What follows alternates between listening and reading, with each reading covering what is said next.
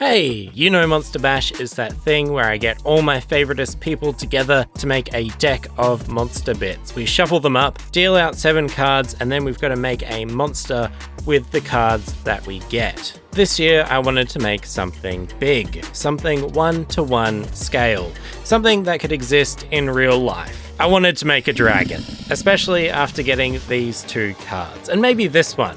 Maybe it's some sort of dragon that cracks open rocks and sucks out its minerals, or maybe eats gems or something like that. When I moved to my new studio, I acquired a bunch of boxes, and channeling my friends Zan and Bill and Taryn, I wanted to fill them with sculptures. So my plan was to combine these other cards together to make a magical apothecary kit with a baby dragon as the core ingredient. The idea is a little bit gruesome, but I think it makes for a really strong narrative. I had to make my dragon in 3 bits to fit in my oven, because my medium of choice is polymer clay, which I mixed and colored as I went. The result is certainly different to paint and sort of naturally organic looking, but I mainly use this process because it was fun. To get scales, I used a variety of homemade sculpting tools, including this one, a cobblestone 3D printed texture roller. Beads were used for the eyes because they were the only thing I could think of that wouldn't melt in the oven. 2-part epoxy was used to make teeth and claws because it's tough and sandable. And also, I'm an absolute menace for breaking things, and last minute builds is never the time for things that you can easily break. While I put together the dragon, my dad refurbished its box, and Rachel, she drew some dragon sketches to line my box with. Painting the eyes was really fun. I used acrylic enamels because they dry really fast, they cover insanely well. I love the result and how fast you can do things. I sealed the back half of the dragon with modeling compound that I tinted black. This was meant to represent mud, I guess. Maybe this was the state the dragon was found in. Maybe it was an attempt to preserve it as it gets hacked up to use in spells. It also covered the aluminium foil and saved me on a whole bunch of very expensive clay. And then I went back to the eyes because they definitely needed to be more aged and gross.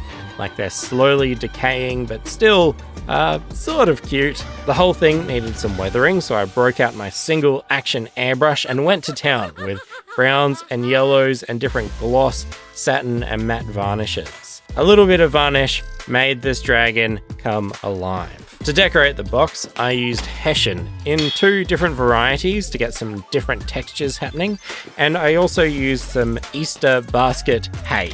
And at this point, the narrative sort of shifted, and I wanted the box to be filled with spell components, maybe belonging to a young spellcaster, because Rachel's drawings looked really cute, and I wanted to decorate the inside lid with stars, sort of like this card. So for spell components, I used my remaining cards as inspiration. Teeth, dragon and human.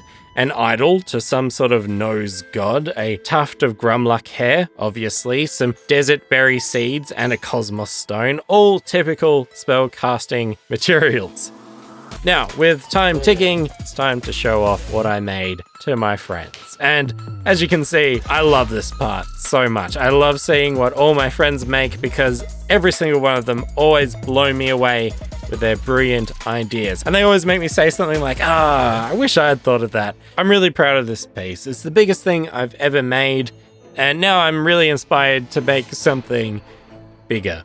This is a very dangerous rabbit hole to go down, but yeah, I want to make something big again because this was so fun. Now, you know my insanely talented art friend and collaborator, Elisa. Well, she has made 2 interpretations of her cards this year, and I'm speechless for 2 very different reasons. Oh, yeah. no.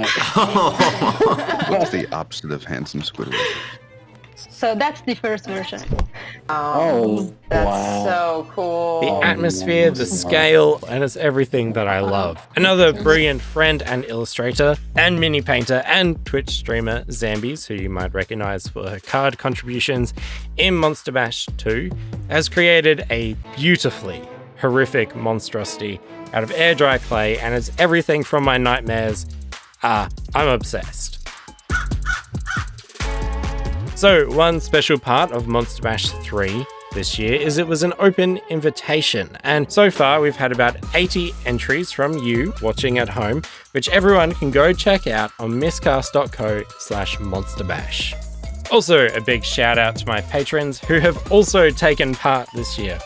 These are just absolutely mind-blowing and have given me so many ideas, so much inspiration for cool monsters, interesting scenes, weird narratives, little ideas, and different styles. It's so cool. And everyone also supported everyone as well, which is what Monster Bash is all about. I am incredibly proud of my patrons. You've nailed it. Now, below in the description are all my friends who made Monster Bashes alongside me. Late nights, early mornings, mishaps and mayhem. It was brilliant. So go watch their videos right now. Good work, everyone. I'll see you for Monster Bash number 4. Bye.